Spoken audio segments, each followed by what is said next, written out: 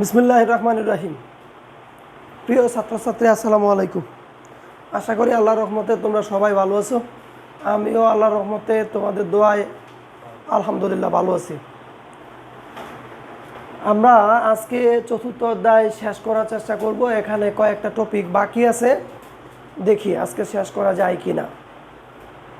এখন আজকে যে টপিকগুলো আলোচনা করব সেখানে তেমন কোনো অঙ্ক নাই, থিওরিটিক্যাল। ওই থিওরিগুলো আজকে পড়বো আমরা। তোমরা বোঝার চেষ্টা করবা, যদি একবারে বুঝতে না পারো বারবার দেখে এগুলো বোঝার চেষ্টা করবা। আর আমি চেষ্টা করব যেন তোমরা সহজে বুঝতে পারো সেভাবে পড়ানোর। প্রথমে হচ্ছে এম্পিয়ারের সূত্র।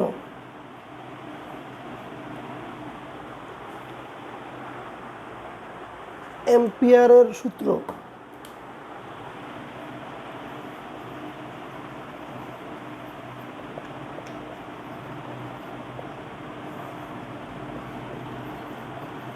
কোনো বদ্ধ পথ বরাবর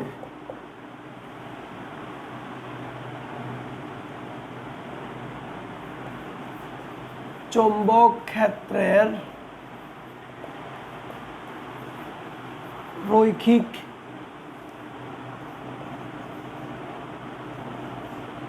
যুগজীকরণ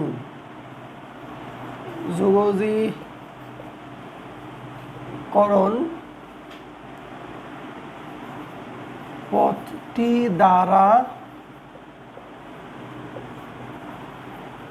আবদ্ধ ক্ষেত্রফলের মধ্য দিয়ে প্রবাহিত তড়িৎ প্রবাহের মিউ নট গুণ। আমি একবার বলে দেই, কোনো বদ্ধ পথ বরাবর চুম্বক ক্ষেত্রের রৈখিক যুগজীকরণ পথটি দ্বারা আবদ্ধ ক্ষেত্রফলের মধ্য দিয়ে প্রবাহিত তড়িৎ প্রবাহের মিউ নট গুণ। এই সংজ্ঞাগুলো যদি তুমি ভালো করে না দেখো তাহলে কিন্তু বুঝবা না, আর মুখস্থ থাকবে না। কারণ এতটুকু মুখস্থ করে রাখা অনেক টাফ, কিন্তু যদি বুঝে রাখো তাহলে কঠিন হবে না। কিভাবে বুঝবা আমি একটু বলে দিচ্ছি। আমরা এই অধ্যায়ের প্রথম দিকেই বলেছিলাম, কোনো একটা পরিবাহীর মধ্য দিয়ে যদি তড়িৎ প্রবাহিত করা হয় তাহলে ওই পরিবাহীর চারদিকে চুম্বক ক্ষেত্র সৃষ্টি হয়। এটা আমরা আগেই করেছিলাম। এখানে বিজ্ঞানী এম্পিয়ার একটা সূত্র আবিষ্কার করেছেন। সেই সূত্রটা কি সেটা আমরা এখন দেখার চেষ্টা করব। ধরে নিলাম এটার মধ্য দিয়ে তড়িৎ প্রবাহিত হচ্ছে আই। এটার চারদিকে যে চুম্বক ক্ষেত্র হয় সেই চুম্বক ক্ষেত্রের মান ধরলাম এখান থেকে আর দূরত্বে চুম্বক ক্ষেত্রের মান হলো বি। চুম্বক ক্ষেত্রের মান কত? বি। এখান থেকে আর দূরত্বে বা এ দূরত্বে যাই বলো না কেন, এই জায়গায় চুম্বক ক্ষেত্রের মান বি। তো যদি এটা একটা পরিবাহী হয়, এখান থেকে 5 সেন্টিমিটার দূরে চুম্বক ক্ষেত্রের মান যদি 1 টেসলা হয়, এখান থেকে 5 সেন্টিমিটার দূরে এই দিকে চুম্বক ক্ষেত্রের মান 1 টেসলা হবে। আবার এখান থেকে 5 সেন্টিমিটার দূরে চুম্বক ক্ষেত্রের মান 1 টেসলা হবে।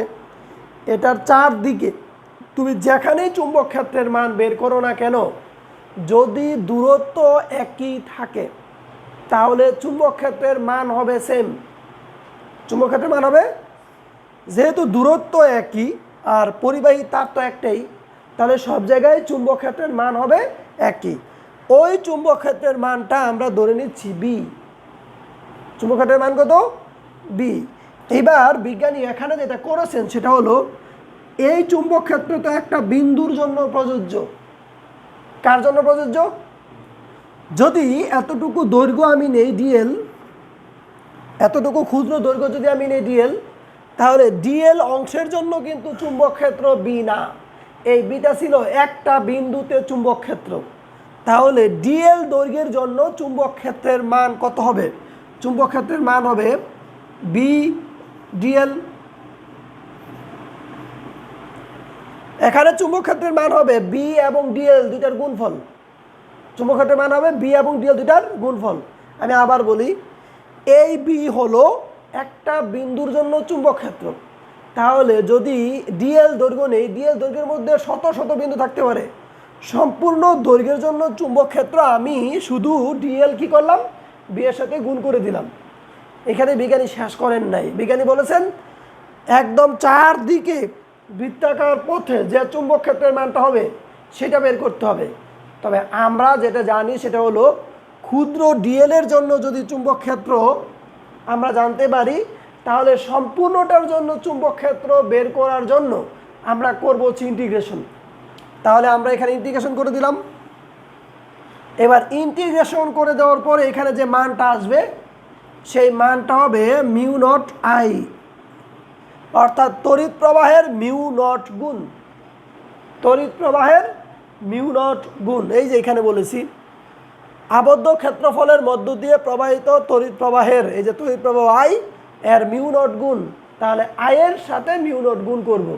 এই জায়গায় একটা পয়েন্ট বাকি আছে, সেটা হচ্ছে কোনো বদ্ধ পথ বরাবর যখন বদ্ধ পথের সমাকলন তোমরা করবা বা ইন্টিগ্রেশন করবা, তখন চিহ্নটা হয় এরকম। এটাকে বলা হয় বদ্ধ সমাকলন। এটাকে কি বলা হয়? বদ্ধ সমাকলন। বদ্ধ সমাকলনের মানেটা কি সেটা আমি বুঝাচ্ছি। নর্মালি আমরা যে ইন্টিগ্রেশনগুলো করি তার লিমিট দেওয়া থাকে 2 থেকে 5 বা এ থেকে বি অথবা x1 থেকে x2 লিমিট দেওয়া থাকে। আর বদ্ধ সমাকলনের ক্ষেত্রে এই বদ্ধ সমাকলন তুমি যখন ব্যবহার করবা তখন মনে রাখতে হবে যেখান থেকে শুরু করবা ঘুরে আবার আগের জায়গায় আসতে হবে।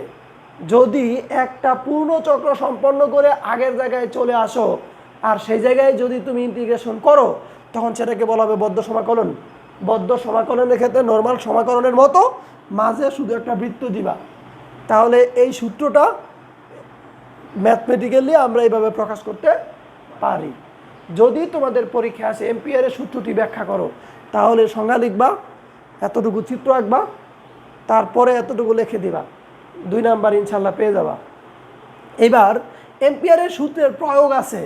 এম্পিয়ারের সূত্র ব্যবহার করে আমরা যেটা করতে পারি সেটা হলো অসীম দৈর্ঘ্যের তারের জন্য চুম্বক ক্ষেত্রের মান আমরা বের করেছিলাম, তোমাদের মনে আছে? B equal to mu naught I divided by 2πa, এটা বের করতে পারি। আবার বৃত্তাকার পরিবাহীর জন্য যেটা সেটা হচ্ছে B equal to mu naught N I divided by 2r, এটাও তোমাদের মনে আছে। বৃত্তাকার পরিবাহীর কেন্দ্রে চুম্বক ক্ষেত্রের মান এগুলো বের করা যায়। এগুলো যেহেতু আমরা আগেই বের করে ফেলেছি, এখন আর ওইগুলো বের করব না, শুধু জানবো এম্পিয়ারের সূত্র কাকে বলে, এবং যদি বলে এম্পিয়ারের সূত্র ব্যাখ্যা করো তাহলে চিত্র আঁকবো, এতটুকু সমীকরণ লিখে দিব, ইনশাল্লাহ হয়ে যাবে। আর তেমন কিছু এখান থেকে জানার দরকার নাই। এটা নিয়ে আরও বিস্তারিত আলোচনা করা যায়, যদি সামনাসামনি কখনো হও তাহলে আরও বিস্তারিত আলোচনা করবো ইনশাল্লাহ।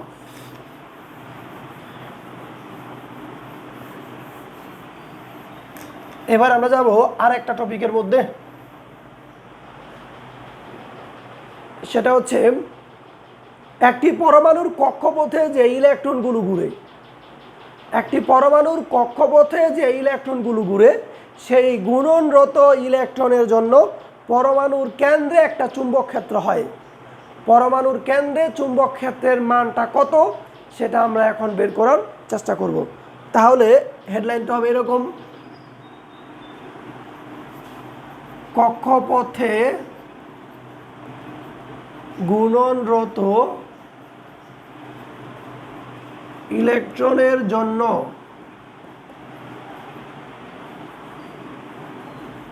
পরমাণুর কেন্দ্রে চুম্বক ক্ষেত্র।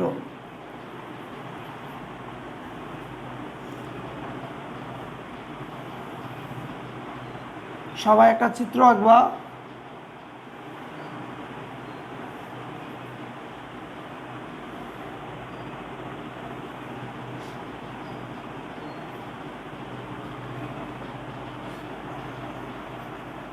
মনে করি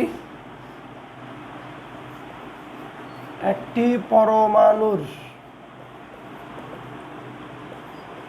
আর ব্যাসার্ধের কক্ষপথে একটি ইলেকট্রন ভি সম দ্রুতিতে আবর্তনরত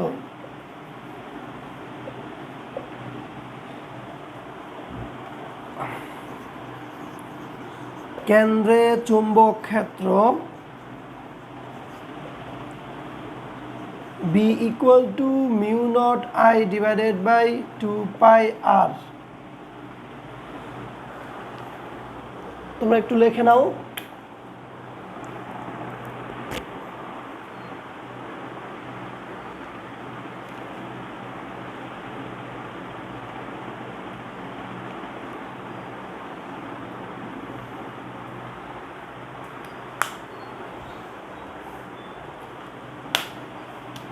এখানে আমাদের আই বের করতে হবে। এখন I equal to E by T,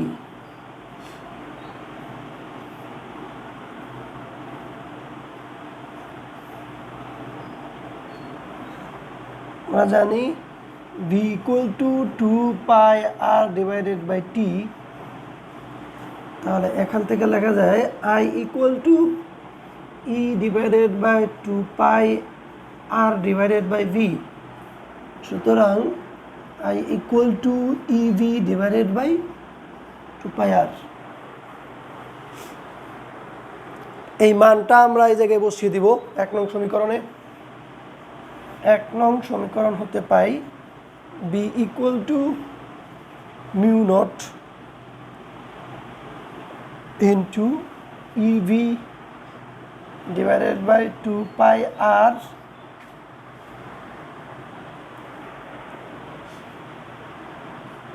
into 2πr। সুতরাং b equal to mu naught e v divided by 4π square r square। 4π square R square. Complete করো। আমি একটু বুঝিয়ে দিচ্ছি তোমাদের, বোঝানোর পরে যদি কোনো সমস্যা থাকে সেইগুলো আবার কারেকশন করে দেব। ওকে, আমার মনে হয় সময় দিয়ে লেখানোর দরকার নাই, কারণ হচ্ছে তোমরা এটা স্টপ করে নিয়ে লিখতে পারবা। মনে করি একটি পরমাণুর আর ব্যাসার্ধের কক্ষপথে একটি ইলেকট্রন, এখানে হবে ইলেকট্রন, ভি সমদ্রুতিতে আবর্তনরত। এখানে যে ইলেকট্রনটা সেটা ভি সমদ্রুতিতে ঘুরতেছে, গতিশীল হয়, তাহলে সেই জায়গায় তড়িৎ প্রবাহের সৃষ্টি হয়। আর যদি কোনো জায়গায় তড়িৎ প্রবাহের সৃষ্টি হয়, ওই তড়িৎ প্রবাহের জন্য সেখানে একটা চুম্বক ক্ষেত্রের সৃষ্টি হয়। যেহেতু এখানে ইলেকট্রন বৃত্তাকার পথে ঘুরতেছে, তাহলে এর কেন্দ্রে একটা চুম্বক ক্ষেত্র হবে। সেই চুম্বক ক্ষেত্রের মান হবে B equal to mu naught I by 2, এখানে ভুল লেখা হয়েছে, এখানে হবে 2r, এখানে কি হবে 2r, এই জায়গায় হবে 2r 4π r স্কোয়ার। এখানে হবে mu naught I by 2r, 2πr হবে না, কারণ ওটা হচ্ছে একটা যদি সোজা অসীম দৈর্ঘ্যের পরিবাহী থাকে তাহলে সে জায়গায় হয় 2πa, কিন্তু এখানে হবে 2r। Mu naught N I হয়, mu naught N I divided by 2r। এখানে n আমরা নিয়েছি 1, কারণ এখানে একটা কক্ষপথ নিয়েছি, কক্ষপথের সংখ্যা বাড়ায়নি, আবার ইলেকট্রনের সংখ্যা আমরা এখানে বাড়াইনি। তাহলে mu naught I by 2r। এইবার খেয়াল করো, এই আই এর মান আমরা জানি না, আই এর মান আমরা জানি না, তাহলে I equal to E by T এটা কোত্থেকে লিখলেন সেটা আমাদের একটু জানা দরকার। সেটা হচ্ছে I equal to Q by T, তোমরা জানো I equal to Q by T, তোমরা জানো তো। কিউ এর জায়গায় যদি আমি ই লিখি কোনো সমস্যা নাই, এখানে লিখলাম ই, আর এইখানে ক্যাপিটাল টি কেন লিখলাম, আমি ধরে নিলাম এই ইলেকট্রনটা সম্পূর্ণ এক পাক ঘুরে আসে, সম্পূর্ণ এক পাক যদি ঘুরে আসে তাহলে সময় হবে ক্যাপিটাল টি। এটা লেখার আরও একটা উদ্দেশ্য আছে, ওই জায়গায় যদি আমি ইলেকট্রনের বেগ বের করতে চাই তাহলে V equal to 2πr divided by T লেখা যায়, 2πr ডিভাইডেড বাই টি লেখা যায়। এখান থেকে T equal to 2πr divided by V লেখা যায়। এবার দেখো এই জায়গা থেকে আমি টি এর মান এখানে বসিয়ে দিলাম E divided by 2πr divided by V.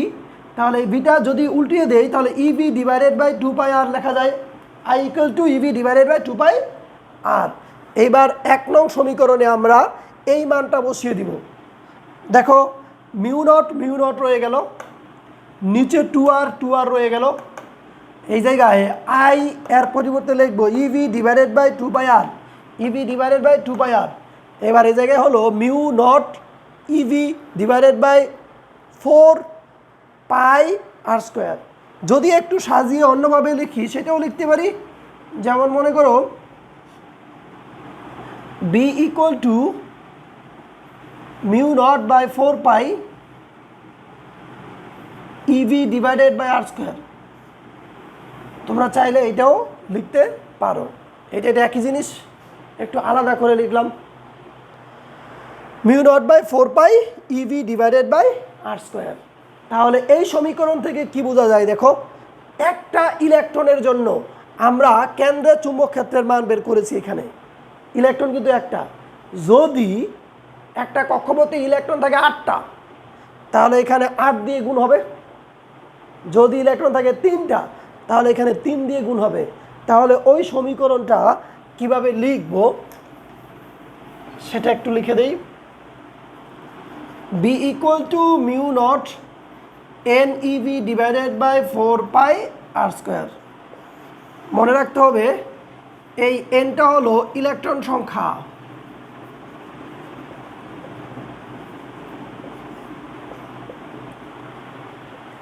এই এনটা হলো ইলেকট্রন সংখ্যা। কারণ একটা ইলেকট্রনের জন্য যদি mu naught E V divided by 4πr² হয় তাহলে এন সংখ্যক ইলেকট্রনের জন্য এখানে হবে N E V divided by 4πr²। কথা কি ক্লিয়ার? আর এখন যে অঙ্কটা বা এখন যে সমীকরণটা আমরা বের করলাম সেটা হলো একটা কক্ষপথে গুণনরত ইলেকট্রনের জন্য। এইরকম কক্ষপথ থাকতে পারে 2টা 3টা 4টা বিভিন্ন থাকতে পারে। এখন কোন কক্ষপথে গুণোন্নত ইলেকট্রনের জন্য সেটা আমরা এইভাবে বের করতে পারি। এইবার যদি তোমাদের এমন হয় যে 2টা কক্ষপথের জন্য বের করতে হবে তাহলে 2টা আলাদা আলাদা বের করতে হবে, একবার প্রথম কক্ষপথের জন্য আর একবার দ্বিতীয় কক্ষপথের জন্য। এটা দিয়ে আমি একটা অঙ্ক লিখে দিচ্ছি, তোমরা ক্যালকুলেশন করবা।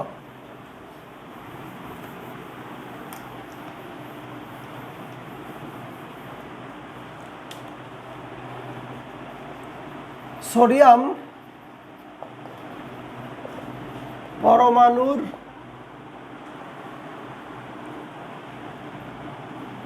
দ্বিতীয় কক্ষপথে গুণনরত ইলেকট্রনের জন্য কেন্দ্রে চুম্বক ক্ষেত্র বের করো।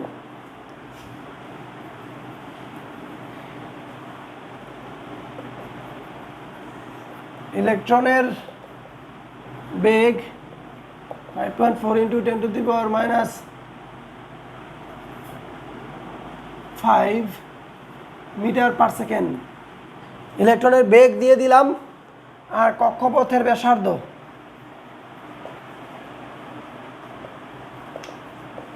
ব্যাসার্ধ 2.1 অ্যাংস্ট্রম দিলাম, 2.1 অ্যাংস্ট্রম, 2.1 অ্যাংস্ট্রম এটা আমি দিয়ে দিলাম এই মানগুলো। এবার তোমরা যেটা বের করবা সেটা হলো চুম্বক ক্ষেত্রের মান। আমি লিখে দিচ্ছি, আমরা জানি B equal to mu naught N E V divided by 4πr²। এটা আমরা এখন করেছি। এইবার এই জায়গায় কি কি আছে দেখি। এখানে মিউ নটের মান তোমরা জানো, মিউ নটের মান কত? 4π × 10⁻⁷ টেসলা মিটার পার এম্পিয়ার। এবার এন এর মান কত? সোডিয়াম পরমাণুর দ্বিতীয় কক্ষপথে ইলেকট্রন থাকে কয়টা? সোডিয়াম হলো প্রথমে 2, পরে 8, পরে 1, তাহলে এখানে হবে 8। ই এর মান হচ্ছে 1.6 × 10⁻⁻19 কুলম। ভি এর মান 5.4 × 10⁻⁵ মিটার পার সেকেন্ড। এখানে আর এর মান হলো 2.1 অ্যাংস্ট্রম, 2.1 ইন্টু 10⁻⁻10 মিটার, 10⁻⁻10 মিটার। এখান থেকে তোমরা বি এর মানটা বের করবা। আশা করি তোমরা এটা পারবা, আশা করি সবাই পারবা ইনশাল্লাহ। ক্যালকুলেশনটা করবা, পরে আমাকে জানাবা রেজাল্টটা কত হলো।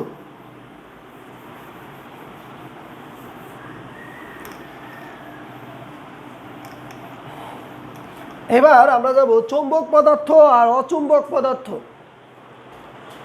চৌম্বক পদার্থ আর অচুম্বক পদার্থ, যে সকল পদার্থকে চুম্বকে পরিণত করা যায় অথবা যে সকল পদার্থকে চুম্বক আকর্ষণ বা বিকর্ষণ করে সেই সকল পদার্থকে বলা হয় চুম্বক পদার্থ।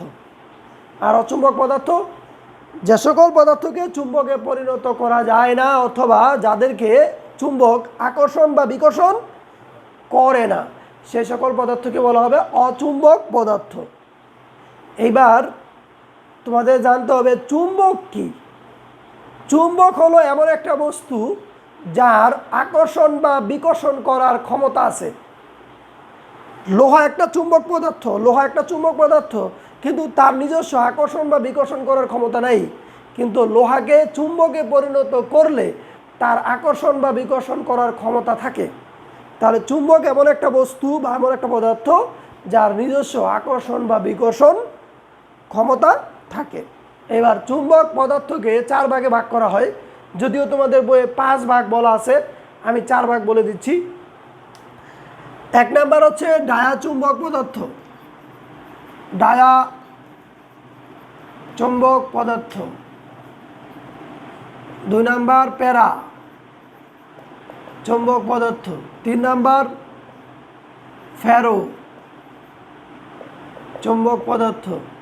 4 নাম্বার অ্যান্টি ফেরো, অ্যান্টি। তাহলে 4 প্রকার চুম্বক পদার্থ আমি বলে দিলাম। 1 নাম্বার হচ্ছে ডায়া চুম্বক পদার্থ, 2 নাম্বার প্যারা চুম্বক পদার্থ, 3 নাম্বার ফেরো চুম্বক পদার্থ, আর 4 নাম্বার হচ্ছে অ্যান্টি ফেরো চুম্বক পদার্থ। আমি একটা একটা করে সংজ্ঞা লিখব একটু দ্রুতই, অধ্যায়টা যেহেতু শেষ করতে চাচ্ছি আজকে। একটা করে সংজ্ঞা লিখব, তোমরা দেখবা বুঝতে পারো কিনা। 1 নাম্বার ডায়া চুম্বক পদার্থ, ডায়া চুম্বক পদার্থ, ডায়া চুম্বক পদার্থ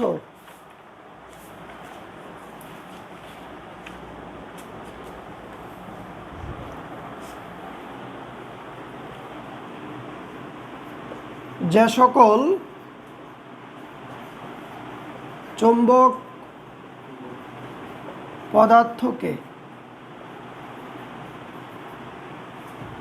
কোনো চুম্বক ক্ষেত্রে স্থাপন করলে প্রদত্ত চুম্বক ক্ষেত্রের দিকে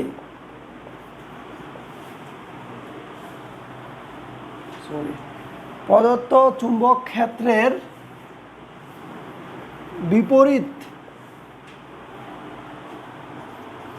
দিকে সামান্য চুম্বকত্ব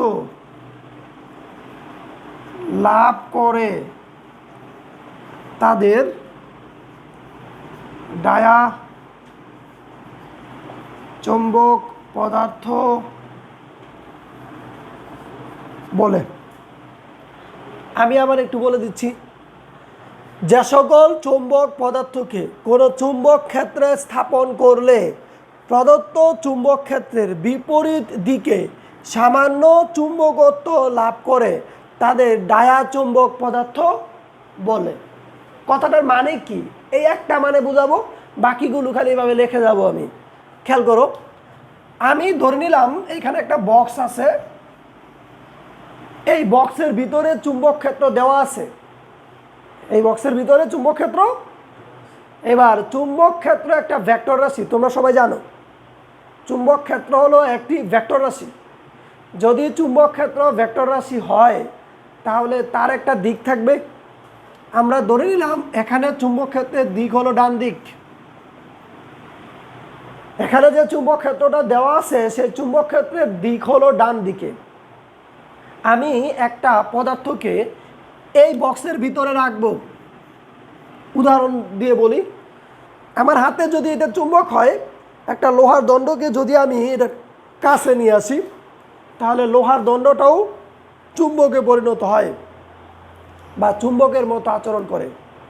লোহার দণ্ডটাও কী করে? চুম্বকে পরিণত হয় বা চুম্বকের মতো আচরণ করে। এইবার এই চুম্বকত্বটা, লোহার দণ্ডের মধ্যে যে চুম্বকত্ব সৃষ্টি হলো সেই চুম্বকত্বটা আগের যে চুম্বক ক্ষেত্র আছে তার একই দিকে হইতে পারে, আবার বিপরীত দিকেও হইতে পারে। মানেটা কি? এখানে যখন আমি একটা চুম্বক পদার্থকে স্থাপন করব তখন এই চুম্বক পদার্থটাও চুম্বকত্ব লাভ করবে। যদি এটার মধ্যে প্রদত্ত চুম্বক ক্ষেত্রের বিপরীত দিকে, এই দেখো লিখলাম, প্রদত্ত চুম্বক ক্ষেত্রের বিপরীত দিকে খুব অল্প পরিমাণ চুম্বকত্ব যদি লাভ করে, অল্প পরিমাণ, সেই পদার্থগুলোকে বলা হবে ডায়াচুম্বক পদার্থ। কি বলা হবে? এইবার যাব আমি প্যারা। তোমরা প্যারা শব্দটা খুব বেশি পছন্দ করো, খালি প্যারা দেয়।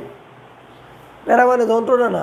যে সকল চুম্বক পদার্থকে কোনো চুম্বক ক্ষেত্রে স্থাপন করলে প্রদত্ত চুম্বক ক্ষেত্রের এটা হবে দিকে, প্রদত্ত চুম্বক ক্ষেত্রের দিকে সামান্য চুম্বকত্ব লাভ করে তাদের প্যারা চুম্বক পদার্থ বলে। তাদের কি বলে? আগেরটা ছিল বিপরীত দিকে, এইবার এটা হবে একই দিকে, সামান্য চুম্বকত্ব যদি লাভ করে তাহলে সেটা প্যারা চুম্বক পদার্থ। এইবার আমি যাব ফেরো। ফেরো চুম্বক পদার্থ। যে সকল চুম্বক পদার্থকে কোনো চুম্বক ক্ষেত্রে স্থাপন করলে প্রদত্ত চুম্বক ক্ষেত্রের দিকে এখানে হবে শক্তিশালী। শক্তিশালী মানে কি? শক্তিশালী মানে হচ্ছে অনেক পাওয়ারফুল, নাকি? শক্তিশালী মানে হচ্ছে যার চুম্বকত্বের মান অনেক বেশি। এরকম যদি অনেক শক্তিশালী চুম্বকত্ব যদি লাভ করে তাদেরকে বলা হবে ফেরো চুম্বক পদার্থ। ফেরো। তোমরা কিন্তু সবগুলো লিখে নিবা, আমি এডিট করে দিচ্ছি। আমার লেখার স্পিড অনেক বেশি, তোমরা দেখতে পাচ্ছ আমি খুব দ্রুত লিখতে পারি। এইবার এন্টি ফেরো, এই জায়গায় হবে এন্টি। এন্টি ফেরো চুম্বক পদার্থ চুম্বক ক্ষেত্রের এইখানে হবে বিপরীত দিকে, তাহলে এই জায়গায় হবে এন্টি। আমি বলে দিচ্ছি, এই জায়গায় যেটা ক্ষেত্রের দিকে ছিল সেটা হবে ক্ষেত্রের বিপরীত দিকে শক্তিশালী চুম্বকত্ব লাভ করে তাদের এন্টি ফেরো চুম্বক পদার্থ বলে। তোমাদের যেটা কাজ সেটা হলো, আমি 4 প্রকার চুম্বক ক্ষেত্রের সংজ্ঞা দিলাম। এই 4 প্রকার চুম্বক ক্ষেত্রের সংজ্ঞার মধ্যে কিন্তু পার্থক্যগুলো বলে দিয়েছি। কমপক্ষে 3টা বা 4টা পার্থক্য তোমরা বাসায় লিখবা। 4 প্রকার চুম্বক ক্ষেত্রের বই আছে তোমাদের কাছে, ওই বই দেখে 4 প্রকার চুম্বক ক্ষেত্রের 3টা বা 4টা পার্থক্য তোমরা লিখবা। লিখে পরে আমাকে সুযোগ হইলে জানাবা যে স্যার আমি এইভাবে লিখেছি।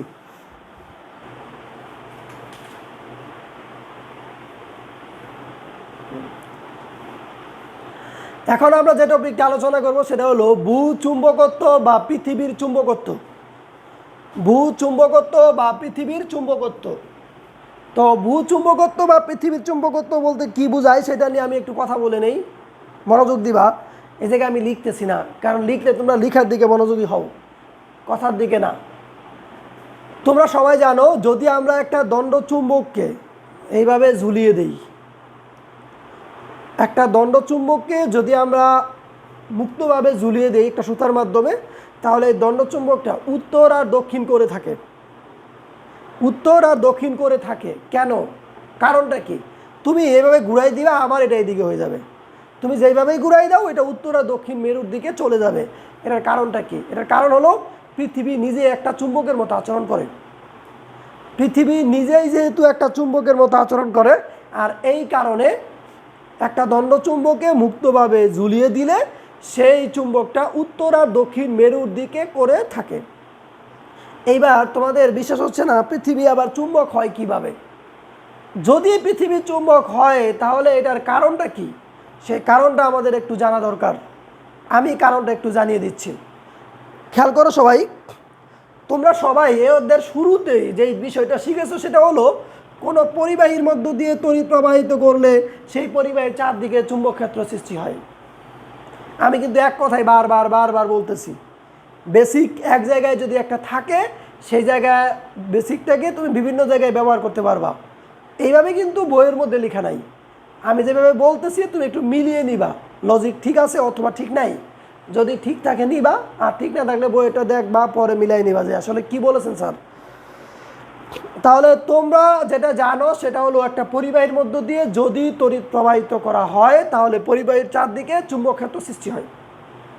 এবার পরিবাহীর মধ্য দিয়ে তড়িৎ প্রবাহিত করার মানে কি? ইলেকট্রনের প্রবাহ সৃষ্টি হওয়া। ইলেকট্রনের প্রবাহ সৃষ্টি হওয়া কথাটার মানে কি? চার্জ প্রবাহিত হওয়া, চার্জ গতিশীল হওয়া।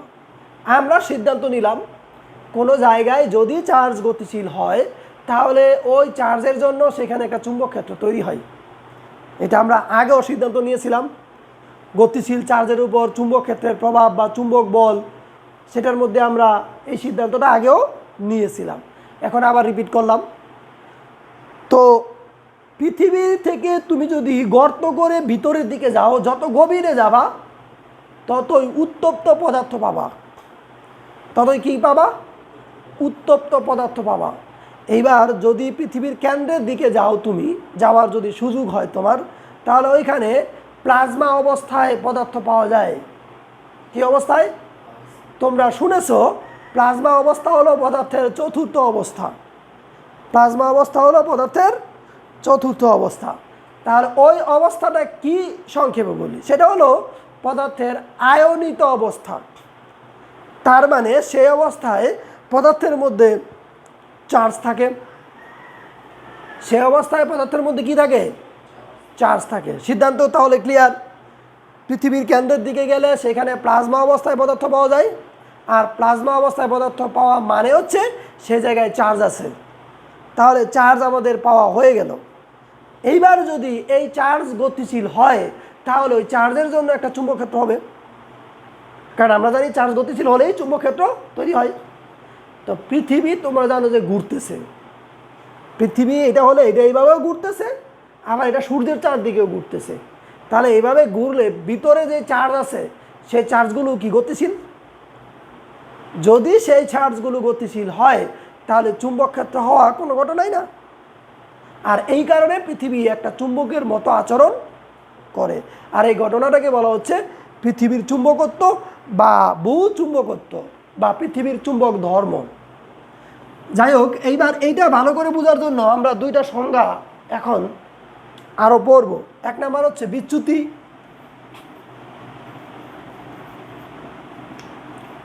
বিচ্যুতি সংজ্ঞাটা লিখে দিচ্ছি, তারপরে বোঝাচ্ছি আমি।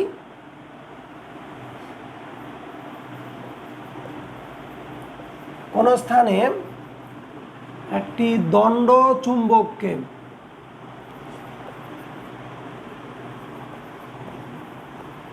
মুক্তভাবে ঝুলিয়ে দিলে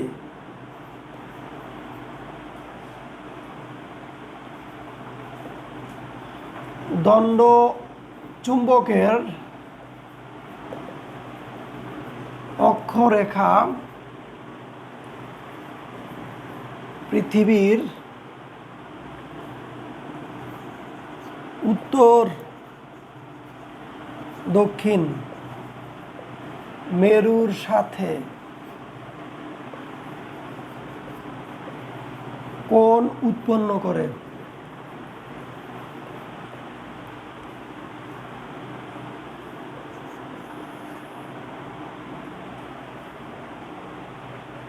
একবারে লিখতে পারি, সাথে যে কোণ উৎপন্ন করে তাকে বিচ্যুতি বলে।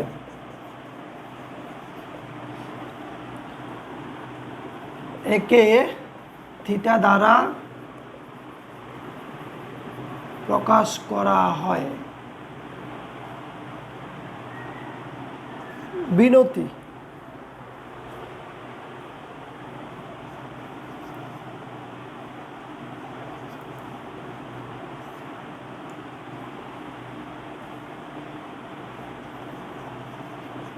কোন স্থানে একটি দণ্ড চুম্বককে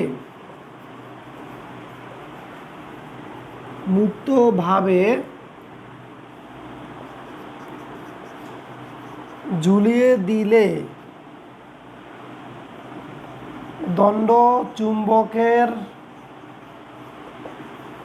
মধ্যতল ভূমধ্য তলের সাথে যে কোণ উৎপন্ন করে তাকে বিনতি বলে। একে ডেল্টা দ্বারা প্রকাশ করা হয়। এতটুকু তোমাদের লেখা শেষ আশা করি। আর লেখা শেষ না হলেও তো সমস্যা নেই, স্টপ করে নিয়ে তারপরে লিখবে। আমি একটু ক্লিয়ার দেখার সুযোগ করে দিচ্ছি। এই জায়গায় স্টপ করে নিয়ে তারপরে তোমরা লিখে নিবা। আমি তারপরে একটু বলে দিচ্ছি। কোনো স্থানে একটি দণ্ড চুম্বককে মুক্তভাবে ঝুলিয়ে দিলে দণ্ড চুম্বকের অক্ষরেখা পৃথিবীর উত্তর দক্ষিণ মেরুর সাথে যে কোণ উৎপন্ন করে তাকে বিচ্যুতি বলে। একে থিটা দ্বারা প্রকাশ করা হয়। একইভাবে কোনো স্থানে একটি দণ্ডচুম্বককে মুক্তভাবে ঝুলিয়ে দিলে দণ্ডচুম্বকের মধ্যতল ভূমধ্যতলের সাথে যে কোণ উৎপন্ন করে তাকে বিনতি বলে। একে ডেল্টা দ্বারা প্রকাশ করা হয়। বুঝাবো, এই দুইটা ঘটনা না বুঝাইলে মুখস্থ করে রাখা যাবে না। এগুলো প্র্যাকটিক্যালি যদি তুমি না বুঝতে পারো তাহলে এইগুলো মুখস্থ করে রাখতে পারবে 1 সপ্তাহ 2 সপ্তাহ, পরীক্ষার আগে ঠিকই ভুলে যাবা, সংজ্ঞা আসতে পারে এগুলো। এটা একটা দণ্ডচুম্বক, ভালো করে বুঝে শুনে বলবা। এই দণ্ডচুম্বকটাকে যদি আমি এখানে একটা চিকন সুতা দিয়ে ঝুলিয়ে দেই, এটা অবশ্যই উত্তর আর দক্ষিণ মেরু করে থাকবে। উত্তর আর দক্ষিণ মেরু করে থাকার কথা নাকি? ওকে, এইটা যদি অক্ষরেখা হয়, উত্তর আর দক্ষিণ মেরুর, এটা যদি উত্তর আর দক্ষিণ মেরুর বরাবর একটা রেখা আমি কল্পনা করি, আর এইটাকে যদি আমি দণ্ডচুম্বক বলি, তাহলে এটা এইভাবে একদম এটার উপরে মিলে যাওয়ার কথা। বাস্তব জীবনে এই ঘটনাটা ঘটে না। বাস্তব জীবনে যেটা ঘটে সেটা হলো এরকম, একদিকে একটু সরে যায়। আমি একটু কাছে এনে দেখাই। এটা যদি উত্তর আর দক্ষিণ মেরু হয়, বা এটা যদি উত্তর আর দক্ষিণ মেরু হয়, তাহলে এইটা এইভাবে সোজা থাকার কথা, কিন্তু এটা একটু বাঁকা হয়ে যায় এরকম। 100% উত্তর আর দক্ষিণ মেরু করে এই দণ্ডচুম্বকটা থাকে না, একটু বাঁকা হয়ে যায়। তাহলে উত্তর আর দক্ষিণ মেরুর সাথে এটা যে কোণটা উৎপন্ন করলো সেই কোণটাকে বলা হবে বিচ্যুতি।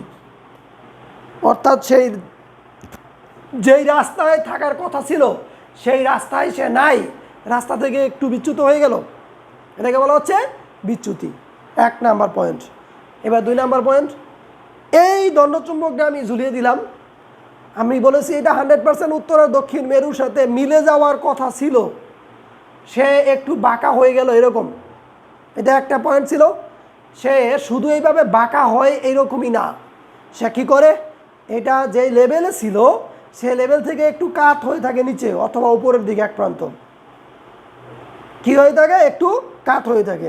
যদি পৃথিবীর তলের সাথে তুমি কল্পনা করো, তাহলে সে পৃথিবীর তলের সাথে একটা কোণ উৎপন্ন করে। এই কোণটাকে বলা হয় বিনতি। এই কোণটাকে কী বলা হয়? তাহলে কোণ হলো একসাথে দুইটা, একটা হলো অক্ষরেখার সাথে ডানে বা বামে, আর একটা হলো উপরে বা নিচে। মনে রাখবা, অক্ষরেখার সাথে ডানে বা বামে, আর একটা হলো উপরে বা নিচে। এইবার মনে থাকা খুব কষ্ট, মনে থাকবে না, কি করব আমরা? তোমরা মনে রাখবো হচ্ছে বিনতি বা মিনতি। মিনতি মাথা নত করা, মিনতি করা মানে কি? মাথা নত করা।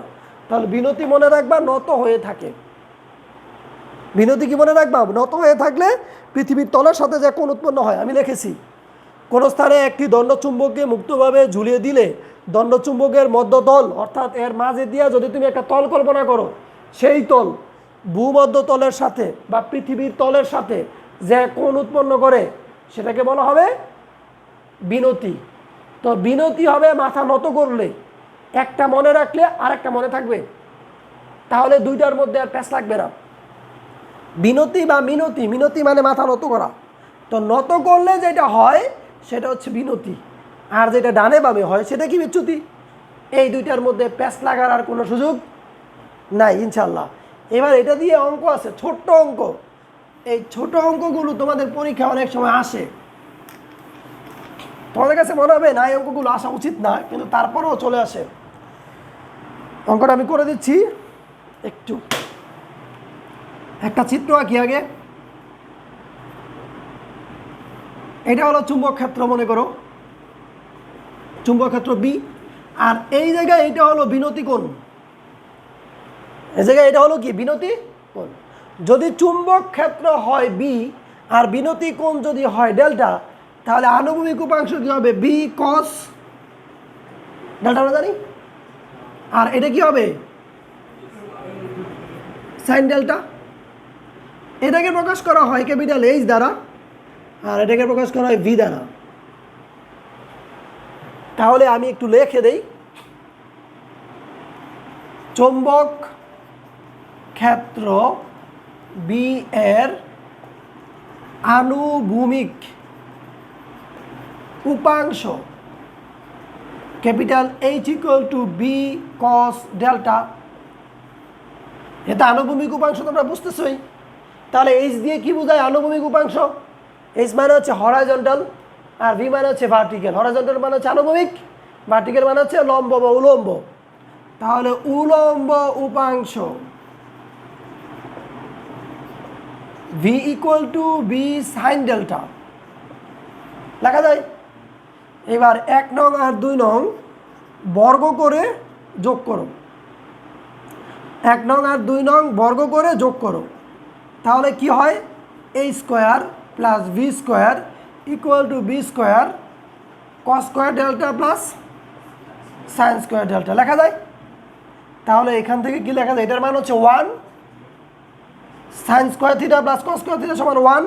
তাহলে B equal to root over A C square plus B square, এগুলো আমরা জানি, ভেক্টরের মধ্যে পড়েছি, তারপরেও দেখাচ্ছি। এইবার এই জায়গায় 2 নংকে 1 নং দিয়ে যদি ভাগ করো, 2 নং ভাগ 1 নং যদি হয়, তাহলে 2 নংকে 1 নং দিয়ে ভাগ করো, V by H equal to এই বি বি কাটা সাইন ডেল্টা বি লিখে দিলাম divided by B cos delta বা V by H equal to tan delta. সুতরাং V equal to H tan delta. এইগুলো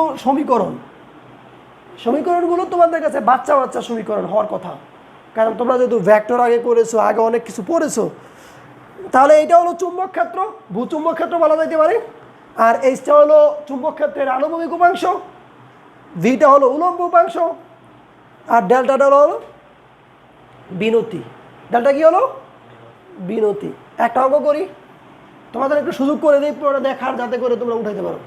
ওকে,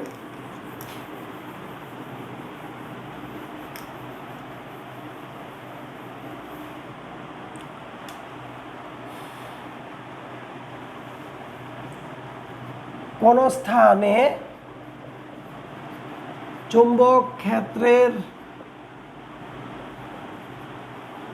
আনুভূমিক উপাংশ 12 মাইক্রোটেসলা এবং বিনতি 30 ডিগ্রি। 1 নাম্বার উলম্ব উপাংশ বের করো। 2 নাম্বার চুম্বক ক্ষেত্রের মান বের করো। একটা হচ্ছে উলম্ব উপাংশ বের করো, আর একটা হচ্ছে চুম্বক ক্ষেত্রের মান বের করো।